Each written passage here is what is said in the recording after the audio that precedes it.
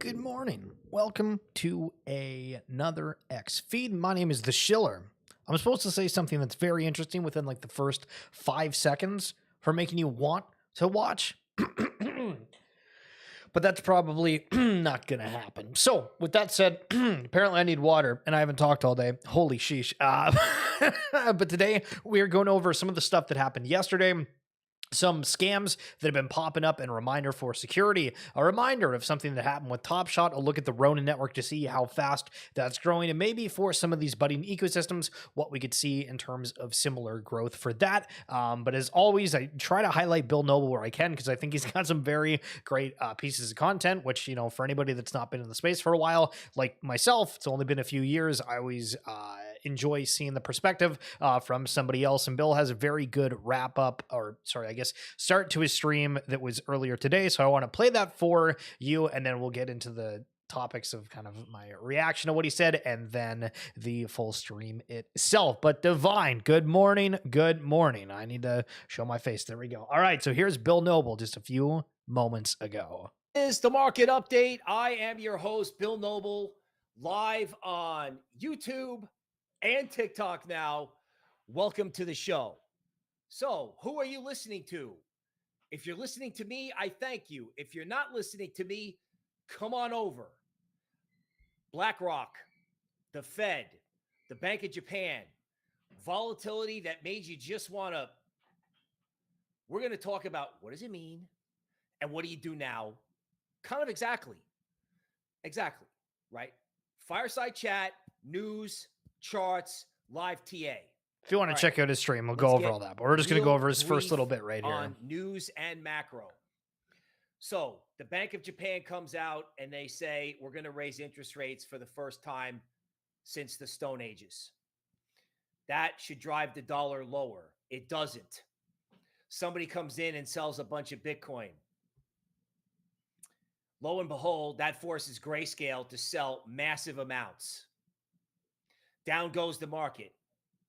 Meanwhile, BlackRock and friends are down there just taking it all. They crushed it. They crushed everybody. That thing went down 2 days more than I would have thought. They took Grayscale's Bitcoin. They took your Bitcoin. They took my Bitcoin. I didn't sell, but they took everything. And if they scared the heck out of you, don't feel bad. Don't. Because that was unbelievable. That was one of the most unbelievable things I've ever seen in markets. Really. Then, coincidentally, coinky dink, the Fed comes out super dovish, says they're going to pull less money out of the market. They're dying to cut rates. They'd love to ignore the bad inflation numbers. And then Larry and friends make the announcement that they're going to tokenize everything, which the market, just like the Bitcoin ETF, the market does not understand what that means. They do not understand what that means. And the fact that they're hitting the market today and somehow the dollar is entertaining a fantasy about going higher is actually buying you time to get involved. What are we going to tell you to get involved in? We're going to do it in the charts. We'll do it in the charts, but I got a hint for you. Ready? MicroStrategy, long-term price prediction, and for my guy T-Bone, I have Marathon Digital long-term price prediction, right? Don't miss that. Don't miss where MicroStrategy can go. How about S&P 500 top 50? But who's counting? All coming up on the stream. Don't go anywhere. Okay, let's welcome who's here. Okay, so it goes over a whole bunch of people that are in there, and he has some different points that are after that about how they're going to put everything on the blockchain, and that's what they're talking about, tokenizing everything. Crypto yesterday, Robin. The ACK, Alfari Century Kid. This is the Mutatio NFT or derivative they wanted to show us yesterday, but I didn't get that on stream in time. But there we go, got that covered. Raul Paul making a comment about it as well. NFTs are dead, so they say. Meanwhile, Xcopy and Neon Glitch just had $1 million NFTs minted by 38,000 people of their new Spores NFT collab on base Mutatio. 1 million. We're gonna start to see what mass adoption looks like. I made a video yesterday that went over the upcoming Prism Mint for the Third Kingdom with Futureverse. the amount of uh internal combustion, I guess would be the correct terminology, within the Futureverse community, being like, oh, what's this? That it's not great right now. I think that there's a little bit of miscommunication about how the mint's going, but essentially TLDR, they're doing 135,000 mints for potentially just $75. And I say just purely from the sake of we've seen, significant more costs across the board for people that are getting into whatever, and we'll get more into it, but I think it's funny that we are seeing now what mass adoption looks like, but it's this awkward growing pain of people figuring out, hey, these smaller collections are going to stay smaller, and everything else that's going to come out is going to be like Top Shot, where there's a lot of supply, I think. Maybe I'm wrong. I've been trying to buy this from Pete for over 2 years. Oh, so we got Amoebit. Kind of a bigger sale here for Amoebit. Interesting. Does this have anything to do with the Amoebit Metaverse that's about to come out? Does this have anything to do with other side? Does this have to do with anything that involves the market falling and NFTs becoming affordable, or on the market that people once thought that they would hold forever? Now, if you've been using Ethereum wallets at all, you probably, and participated in the NFT space, probably have this claim from Magic Eden. Just a reminder, April 12th is the closer for being able to get your Ethereum OG Diamond rewards. Epic Games is showing off all the new capabilities for developers on UEFN. This stuff looks insane. So I'm not going to play the audio around it entirely, but this is just showing the future of gaming, how assets can be interoperable, things that are just based in Fortnite, as we had the questions the other day regarding it. The gaming world is getting a lot more people that are able to create upon it, right? Where Fortnite made it where anybody can make a map. We've seen Nifty Island where that's happening within Web3, and these tools and everything is just going to get easier and easier. How does AI play into it? How does the blockchain play into it? How does you play into it? It's kind of crazy to think about, but some of the stuff is very futuristic, realistic, and easy to implement. Beeple here, maximum peplication unlocked. He took his studio and changed the entire walls to show the NFTs that recently happened. Now, what's funny is you probably haven't heard about the peplications in a while, but we did have those 1 or 2 streams where, when it was the hottest thing on the Web3 market, we covered it. It's funny how things come and go like that. Dougal Swift highlighting this, and I thought it was interesting for Jadu. 915 days ago, our small but passionate team launched the original AR NFT collection, Jadu Jetpacks. 2 years and 3 patents later, second time I've seen patents besides Futureverse. Later, we've used the momentum to build a team producing the most technically and creatively sophisticated AR gameplay in the market. It is time for our jetpacks to evolve with us, giving away 4 jetpacks. Now, this is kind of spicy. I remember way back when I first got into Fluff World, somebody was like, I'm selling my fluff and buying 20 of these jetpacks. I was like, okay, that's cool. Little high risky, but okay, cool. Jadu now has a live game on the App Store with 200,000 installs and 4.9 stars. We are about to launch Season 1, which we are confident is going to massively expand the cultural footprint of the gaming and our brand. So there you go. Next gen augmented reality fighting game. I probably should be paying more attention to this because that sounds kind of interesting. Now, Bored Ape Yacht Club. There is a lot of people that are building on it. A lot of fun, of course. There's always fun, but there is a lot of people that are building on it. And this one, they highlighted Ape Concierge, global concierge service, lifestyle management, travel, Web3 services, red carpet events. Listen, that doesn't sound too bad. Do I guess I'm free if I'm an ape? What's the deal? How do I take advantage of this? Ape Concierge is an exclusive invitation-only global luxury concierge and lifestyle management service. The complete concierge service, from designing bespoke personal experiences to arranging day-to-day general lifestyle management to suit the discerning clientele. Our clients range from entrepreneurs, high-profile individuals, to significant wealth holders. We assist them in daily and lifestyle management requirements, from planning your next ultimate holiday experience to a corporate event on a yacht. Our expert luxury concierge and lifestyle management team will provide exceptional service. Okay, well, I guess if we're rich one day, maybe we have to use Ape Concierge. Sheesh, man, people must be making bags. Honestly, AVAX didn't have to go this hard at GDC. They have a huge banner here that says Web3 gaming sucks for anybody that's listening on audio, which is kind of crazy. But apparently there's been a couple of things that have been interesting out of GDC, but Avalanche having a big booth and a lot of other games doing so as well. Wow. Okay, so here's the top 10 meme coins by fully diluted value. There's talk here about runestones and thinking, hey, it's going to do well, but I just want to look at the chart here because, wow. When you look at the top meme coins, you have Doge, Shiba, Pepe, meme coin, dog, whiff, hat, bonk, yada. Okay. So if I'm going to subjectively ask you in this chat right now, what one do you think does the best? Which one and what would your argument be?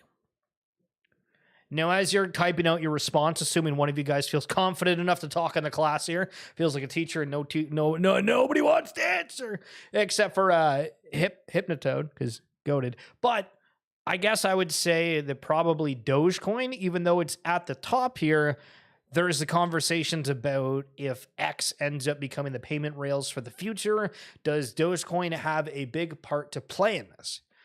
Now, the counter argument would arguably be, well, for a lot of these chains and everything else, they're going to accept whatever token, and maybe there's a discount on these things through the Doge token. At the same time, there's probably somebody out there that's watching this guy's speaking a bunch of malarkey, but listen, just, take off your thought-provoking hat for a second and just, chill. What do we think? Now, in terms of actual utility, because that's what we said for Doge, obviously, again, the fact that it was one of the first ones as well, but for meme coin, we know that the entire team are building out the NFTs, they're building out the back end and trying to actually provide something extra to it. And how does it work for these other ones, right? Like, is anybody building out Pepe, arguably, other than like Matt Fury, who's continuing to make his different art things for Shiba Inu? What's that? Is it just the fact that it's, higher up there so people see it and they're like, oh, this is at less than a cent. If it ever goes to a cent, then I'm a millionaire. You kind of have this funny breakdown here. Yo, DJ Toasty, whiff. You're going with whiff. Solana is the big winner of the cycle and the home of meme coins. Whiff is the BAYC of this cycle. I love that you're calling it like an NFT because it does very much feel like the memes are overtaking what the NFT market was. But remember, it's the same thing where we see some of those meme coins survive and then some of them not, just like the NFTs. At the point in the cycle where a majority of the necessary back-end tools and protocols have been developed. Finally, time for the industry to focus on killer apps end users actually want to engage with. This times a million. So I've been here. I've been relatively transparent, just saying, I'm chilling for most part. And I've tried to find something that I think, the back end, the infrastructure, as well as creating something that people want to play, because think of how many games are out there. I'm starting to see the narrative all over, from Bill Noble to Alex Becker, all these people that are a bigger influence, that have, a bigger audience. They're all starting to say everybody's completely ignoring gaming coins. Well, go back a couple months, that was the only thing people were bullish on, and clearly, not many of them have been able to develop or come out onto the market to make as big of an impact. But when we finally see one of them, what does that look like? What does that look like? Toasty. NFTs were built on community, and that's the heart of meme coins too. NFT mania and meme coin mania are the same thing to me. To me. Dun, dun, dun, dun, dun. Dun, dun, dun, dun, dun. Life has just begun. Something like that, right? Not bad. End of an era. Yo, huge CryptoPunk sale. Holy sheesh. 16.4 million US. almost 5,000 ETH. Here's the seller. End of an era of long felt like an imposter, holding punks and potentially NFTs as a whole hostage by not elevating 7804 in the way he deserves. After over a year of looking around, I feel I've found the right buyer with the right vision to appropriately elevate this asset. So we saw the ape concierge. Now we're seeing somebody who's saying, hey, we need to create something bigger for one of our NFTs. That's this one. Jeez, that's crazy. Deepak, the one who ended up buying that, they already have another alien. NFT and crypto investor, been part of a couple different things, and just has 16 mil to fly through. I'm pretty sure he was also the one that bought his .eth name for like over $100,000 or something crazy. Like, just no problem, I'll buy it off whoever's squatting on it. That's nuts. NFT stats bringing up a good point here about how, earlier when we had those Christie's or Tiffany thoughts of the one alien sale, CryptoPunks posted this. Forgot about that. Good point. What's going on with it? Okay, they just posted this again yesterday at 6:25 p.m. What the hell are these squares? Does that mean that something is coming to CryptoPunks and people are making the time to do such? Now, Ronin, play and collect. Why, Schiller, why do you keep talking about Ronin? Why do you keep talking about CyberKong's? Number one, CyberKong's super early collection. A lot of people that are notable came from those communities, even if you don't even realize it. And second of all, a lot of talk about Ronin being kind of like the top chain, right? With the Axie Infinity, the list goes on, and having this big player here, I'm always curious because it gives us the opportunity to compare and contrast to everybody else. We got some IMX news coming up, but here's what's going on with the play and collect for CyberKong's on Ronin.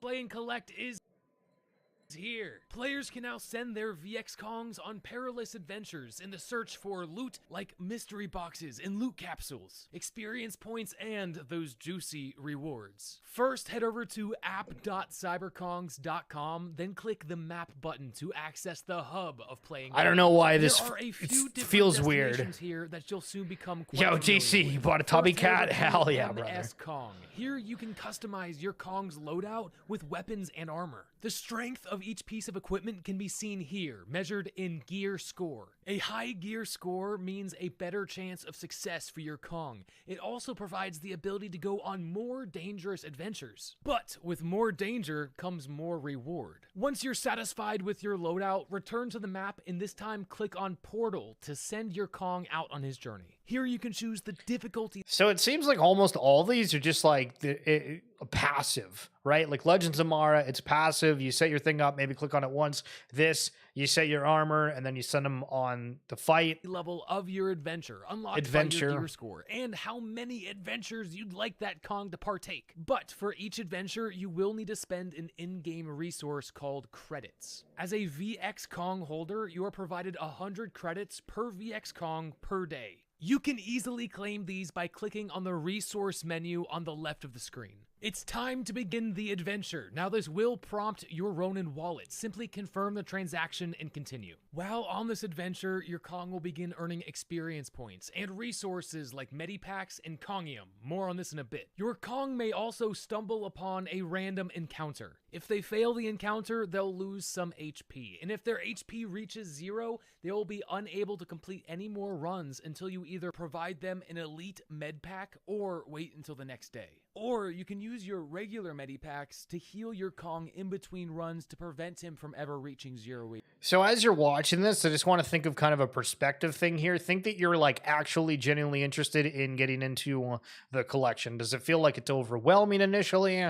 How's that? Because that's another big thing within the whole Web3 blockchain space is people saying it's too complex. So seeing this, do you kind of get it or are you a little bit confused? But obviously hold off judgment until we're done. HP. But if your Kong succeeds in the encounter, you'll either be rewarded with a stack of credits or a mystery box, which can contain some awesome prizes, like loot capsules, banana, Ron, or even rare Axies. Aside from encounters, there are also random events like quests, and if your Kong is successful, you can earn more loot and more experience. At the end of the adventure, a menu will appear providing you all the information of your Kong's journey. Now, Kongium is a very important resource which serves two vital roles. The first is at the Temple of Rising, where you can spend your Kongium to level up your VX Kong once they've attained enough experience points. The second main use of Kongium is at the Treasury, where you can commit your entire bag of Kongium in order to earn a larger portion of the banana prize pool. You can click on the leaderboard button to see exactly where you rank and how much banana you stand to earn. Now, at the beginning of each season, the prize pool is set at 10,000 banana, but this is subject to increase as the season progresses, as players have the ability to swap banana for more credits for more runs. And anytime credits are spent on an adventure run, the equivalent banana will be added to the total prize Couple more pool. seconds left. There's also a banana jackpot. This is a totally different prize pool that is randomly distributed among 100 different eligible Kongs. In order to become eligible, you will need to have spent 30,000 credits on your Kong. But remember, there can only be 100 winners, so it's not guaranteed. Now, if you were lucky enough to earn some mystery boxes on your adventure runs, it's time to leave the map. Return to the dashboard, click Assets, and finally, Consumables. Here you can redeem your mystery boxes for epic rewards. CyberKongs is quickly becoming a pillar in the Ronin ecosystem, and Play and Collect is at the heart of it. So, until next... Okay, that's interesting. So, essentially, you, from the outsider point of view, I would get a CyberKong VX, and then I would get $100 of credits to be able to go and play on that run, and I'm trying to vie for a spot on the leaderboard to get Banana Token. So it's pretty much everything that's out there for Web3 right now. Almost all of them are similar. Yo, DC, too many chains, too many communities, hard to pick one. I've narrowed it down to Ethereum and Solana. Something interesting about Solana. Got cooking here for you in just a moment. This will be my most unpopular opinion of the cycle, but going to post it anyways. All right. This is from Palace. I don't buy the broader ordinals thesis. Okay. A little bit of FUD. Ordinal's bad, apparently. The whole idea is that BTC is way bigger than ETH, so there's a bunch of rich Bitcoiners who will buy ordinals and pump the market more than NFTs. I would generally agree that that's kind of the sentiment that it feels. To start off, BTC is an orders of magnitude bigger than ETH. It's 4x bigger. ETH is more multiples of SOL than BTC is of ETH. So question becomes how much of that extra market cap size would be interested in ordinals compared to the ETH market interested in NFTs. Personally, I suspect very little. Ethereum has been a smart contract network since launch. It has thousands of smart contracts, hundreds of dApps, NFTs since 2017, 7 years ago, active on-chain participation, experimentation, and creation. With ETH has always been the culture of Ethereum and has always been the purpose of ETH itself. Bitcoin, on the other hand, has always had the purpose of digital gold, alt-sovereign currency, and has culture of hoarding and amassing as much BTC as possible without doing anything else with it or simply using BTC to diversify a conservative TradFi portfolio. These guys aren't buying JPEGs. Probably not. The idea that ordinals is going to be bigger than NFTs simply because Bitcoin has 4x bigger market cap to me ignores the cultures and purposes of the chains and who holds the token. Now, I'm not going to go through all this because this is a heck of a long thing, but interesting perspective. Somebody is thinking, this ordinals thing, I don't know if it feels right. Wow. You can now use Topia token to purchase any ETH-based NFT on Magic Eden. I don't know how many people are going to be like, hey, I'm going to list my NFT in a certain token, unless it's something that these exchanges will just automatically take one and then swap it like an any token gas fee per se. That's when things get really interesting, and the barrier of entry across the board really goes down a lot. OMG, please someone help me. Someone is stealing all of my ordinals, including my RSICs. Please help ASAP. So I guess there was a Discord hack, and one of the team members had a post. I don't know if it was on Discord, X, and a whole bunch of people got drained for it. So this is your reminder that the only mints that you'll ever think about, because you're going to remember this moment in time, is when you know that it's coming. It's not this, oh, hey, look, they're doing a surprise mint. Yay, woohoo. I'm lucky and I'm up and nobody else is going to see this, so I'm going to rush to mint this. That's not a thought in your head, because then you're gonna be making posts like that, and we can't have that happen. Okay, DC, I hope you're still here. What are the most popular blockchain ecosystems? Our study reveals that Solana ecosystem has emerged as the leading blockchain ecosystem this year, capturing 49.3% of global crypto investor interest in chain-specific narratives. Solana 49%. Again, this is strictly looking at 2024. Ethereum at 12.73. BNB, Cosmos, Avalanche, Arbitrum, Base, Baba News, Chocolate Moose, Odd Parents, Fairly Odd Parents. Seen the show? Oh, yeah. But that's nuts. So Sol is completely dominating the market. Do you think that potentially one of these other chains start dominating the market? Do you think Sol has a chance to continue to go here, flip Ethereum, and actually be the retail chain? I remember when a lot of us thought it was going to be Flow when we were bullish on Top Shot. It still could be. You never know. But do you remember when the marketplace was down? This was the icon you saw all the time. Legendary. Surprised they never turned it into an NFT, to be honest. Fortnite becoming mega successful hurt gaming industry more than it helped. Oh, that's a spicy take. Yo, you think AVAX Trader Pops? Good to see you. Interesting. Okay. But damn, this is a hot take. They're quote tweeting a post that said, "What video game opinions get you this reaction?" And it's somebody standing there with a whole bunch of weapons in their face. And yeah, I mean, think about what it would look like within the NFT space right now if we didn't have anything that was Fortnite. The Battle Royale genre. Do you think the Battle Royale genre did something to gaming more specifically than just Fortnite? I don't know. Yo, John, what's going on? How are you? Yo, Tortola. Hello, Root. Truey. Given today's Coinbase listing of Ronin now feels like a good time to provide an update refresher on the Ronin network. And again, they're calling it the gaming chain. So high chain, we could argue Root, we have IMX, we have Ronin. Think of all the chains that are trying to specialize specifically within gaming. So in this, they have the fastest growing gaming chain. Number one gaming chain by monthly active addresses. Total value locked over $1 billion. Ron staking 193 million Ronin staked. Only 22 validators. Very interesting. And then they're highlighting Genkai, Pixels, and Aperon of some of their games that are growing and at a pretty substantial amount. Here's the question. You're going to argue with me. That's fine. You see these numbers and you don't think that that's going to happen to other chains that are newer? It's absolutely going to happen. Now, granted, there's a lot of people that are saying, oh, you know, there's botted accounts, there's multiple people that are doing this, yada, yada, yada. And I just think back to Top Shot. It's like, who the hell cares? If there's demand for this stuff and you actually have users that care that much, what's that theory of like 1,000 true fans? Right? Those people go wild. Yo, that system's chilling. Man, kind of wild to look back at the earliest days of the BAYC Discord when apes are $3,000. We were talking about a crash from 5,000. You got Franklin is bored here saying, what's your offer for gold furs? Here's the real question. When Bored Ape and Christie's auction, that ended up actually happening. And here's what the price looks like early. So listen.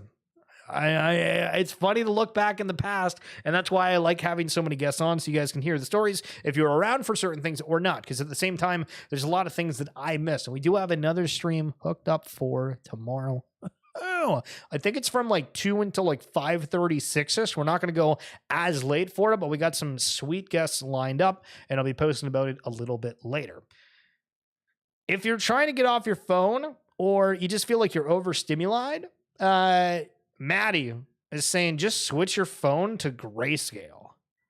Kind of a crazy take. He also shows like how to do it within here where it's under your color filters. But yeah, try to see what that makes your day feel like. Rocking the phone on the grayscale. My tribute to the PlayStation 1 memory card. I'll never forget booting up the PS1 and managing my game saves on that funky looking menu. Okay, so if I was an NFT buyer, okay, well, I am. There we go. Nice. I'd probably buy that if that was a collectible, right? Can you imagine if PlayStation came out and was like, hey, we have these cool digital collectibles that we're just making. It's going to be $10 and you can have this forever in your online library of things. It's a memory, essentially. How many millions of those things would they sell? It'd be a lot. It would be a lot. It's mass adoption. No offense, Web3 gamers will never be real gamers. What? Said indie game publisher at GDC 2024. People still hate NFTs and blockchain. Do not ever forget it. My meme coin run is over, says Adam. In 12 days, I bought 9 coins in pre-sales. Profited on 5 of them. 4 essentially rugged or were scams. Overall, I made $12,742 in profit across them, but almost all of that was the first in Nick, which is the I choose rich. So the rest essentially canceled each other out. Moving on. All right, just gotta find that one winner. That's what they say. Oh, look, here we go. Persona announcing their reveal is going to happen on March 29th after all of the past week of FUD. It's official. Infinigods. They're moving to Arbitrum. That's interesting. As we load up for a banner year, Arbitrum will be a key strategic partner as we scale King of Destiny IG to millions of mobile gamers and bring blockchain experiences to the masses. I've noticed a lot more of kind of a, focus on mobile games as of late, or at least ones that can be played on both sets. I don't know what to think. Like, Arbitrum seems to be getting a lot of these games. And what is that going to do for Arbitrum? And how do I make this in a correct phrasing that would make sense? So the argument right across the board for pretty much all these chains right now is for IMX. Okay, why am I going to go play on the IMX chain? For Rodin, we've covered a little bit of that today. Why am I going to go and do that? For Root, why am I going to go and do that? For Arbitrum, why am I going to go over there and play on these games? And the answer is that it doesn't matter what the hell these people pick, I think, because as we go on here, this technology is supposed to be hidden. It's not something that we're supposed to be having, these individual wallets and everything. And I think that might just overall get adopted because people are like, hey, I want to own my own things and not have to do or go through these other entities, but there's still going to be a huge subset of people that don't want anything to do with this, right? So the games are designed where you have the option. You can either go and do your own thing, or you can potentially get involved from just signing up with an email per se, right? And I don't think you go and say, oh, I'm going to get on the Arbitrum network. Oh, I'm going to get on Ronin. It's just, I'm going to go play on these games over time. Right now, it is looking at those specific ones, and everybody calls themselves early adopters on whatever chain that you're interested in. But it's just funny to think that, hey, these partnerships are kind of cool right now, but over time, I don't think the back end stuff is going to matter pretty much at all as long as the experience is good. Now, continuing this wave, Wilder World is partnering with Superverse, which is one of the big companies that Elio Trades, who's a big YouTuber, is a part of. And here's their post. It's time to shake the industry with our new Superverse partner. Introducing Wilder World, a truly next-gen metaverse with graphics that will make your eyes water. Let's talk about why this is for super holders and wilders alike, because Superverse, I believe, is a token and a protocol. Next-gen photorealism. Wilder World is emerging gaming with cutting-edge tech, blurring the lines between reality and the virtual world. They boast meticulously crafted virtual environments rendered in stunning detail using real-time photorealism, creating mind-blowing effects, scenes, yada. Cutting-edge AI. Wilder World uses metaverse-shaking sovereign AI, breathing life into the digital environment. AI-powered characters, NPCs, and objects cause unpredictable events by being powered with intelligence that can operate autonomously within this absolutely amazing world. Probably a super integration for the token. Wilder Worlds is breaking barriers with its next-gen metaverse, and super token holders are set to gain dimension-shifting utility in their ecosystem. Okay, so do we care about utility NFTs again? Yes or no? Or tokens in general? Wilder World has already secured some ginormous groundbreaking partnerships such as NVIDIA GeForce, Metagravity, Polygon, and Celestial. They're using cloud gaming to allow massive scale gameplay up to 10,000 plus players in one environment. Kind of makes me think back in the day, I used to do Guild Wars 2. Absolutely loved it for those massive world versus world type of engagements. So again, pretty big, right? Everybody's not talking about gaming. The metaverse subject is dead. Everybody's on meme coins. We had the ETFs that were focused on Bitcoin. Now the focus is kind of going, is ETH going to get an ETF? You can see the narrative always shifting and changing along here. Based Fellas just sold for 2.25 ETH. What the hell is this? Based Fellas is the first 10K PFP collection on Base. 100% community run, stand with crypto. Holy moly. So the narrative's about Base. Is this collection going to be one of the original ones? Is this going to be the node monkeys for Base itself, as we saw they were for Bitcoin ordinals? We'll see. Another announcement coming out of GDC, it seems like, for Immutable OKX. And Immutable equals unparalleled distribution for Web3 games. Immutable is partnering with OKX to launch a GameFi launchpad to onboard the next billion users into Web3. A lot of talk. A lot of talk about bringing those bigger and bigger number of players in. That's where the chain's not going to matter. It's just how easy it is to engage and use the platform itself. OpenSea. What the hell is this? GG NFT NYC. We're celebrating the hottest Web3 games, the teams who power them, and communities who play them. More details soon. It's got Parallel, Pixel Vault, Wanderers, The Grapes, Play Off the Grid, and Gunzilla Games. So it's invite only. It's highlighting some of these different collections. I don't know if this is simply like, I'm guessing it's purely the aspect of, hey, like at this NFT NYC event, we're going to have these games that are a part of these. I was just kind of wondering beyond that, is this potentially hitting at any kind of partnerships beyond? Now, we know that OpenSea has started to stream different games and they're trying to elevate things through their actual platform themselves. It's not, hey, go to these people individual streams. We're having it literally through ours. But yeah, just thinking of all these different collections, is there anything more that OpenSea could do to try to highlight these collections, as we've seen Magic Eden getting a bunch of other collections? Alexis Ohanian with a Doodles watch. We saw one of these before, but it was kind of just the side piece. This looks like an entire video. It's pretty quick, but we got the doodle on the back. Looks all right. Like, the quality's really good.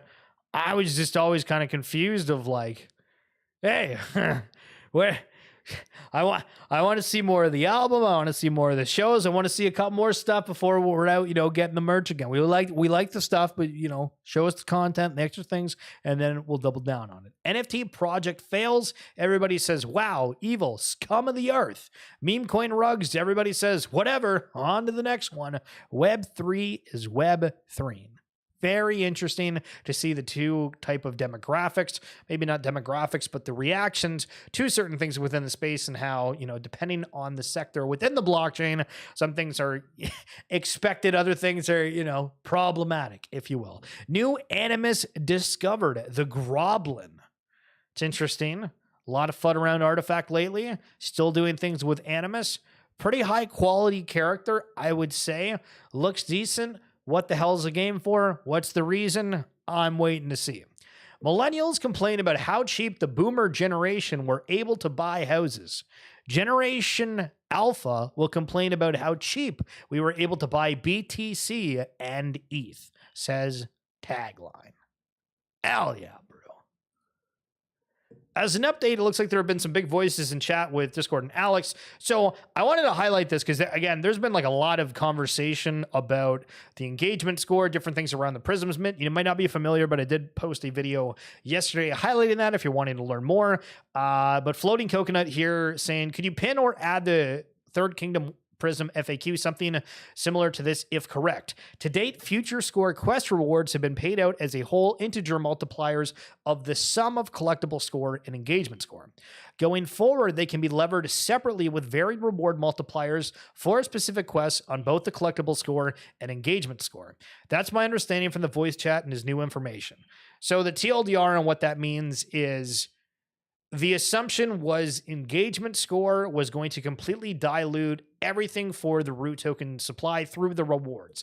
And it sounds like for the engagement score going forward, there is a chance that they could have like a specific allocation only for people with engagement score and then keep that separate collectible scores completely untouched. That's not a part of that or a very tiny fraction of that. If that's the case, that's interesting. Now, do we see derivatives really start taking off again? Because this was something I saw and I was like, damn, this reminds me almost of the first time that I was in NFTs. And Hypnotoad, 69 of us in VC super late last night as well. Yeesh. Somebody said it was like 10 p.m. New Zealand time or like 4 a.m. my time that everybody was up late, fun, good stuff. Anyway, so this is an open edition, but it's a derivative of that CryptoPunk that we just saw earlier sell for a lot. So right off the bat, I was like, I don't hate it. It's instantly recognizable. You have always its IP fringing, et cetera, but I don't know. I think it's kind of cool. And are we back at a point where, okay, I can't maybe afford one of these top NFTs, but if somebody does a cool derivative that I really like of it, am I going to want to buy it? You might think that's stupid, but I just kind of, I saw this and I was like, you know what? Especially for, what is that? Probably like $20. It's not bad. Added another The Colony NFT to the collection last night. Playing my convictions instead of chasing the hype. Why am I bringing this up? Well, okay, we've highlighted Say a little bit. This is supposedly one of the biggest and first collections on Say.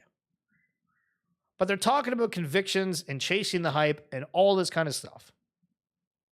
But do you feel that you are chasing your conviction? Or do you think that you are a little paper-handed?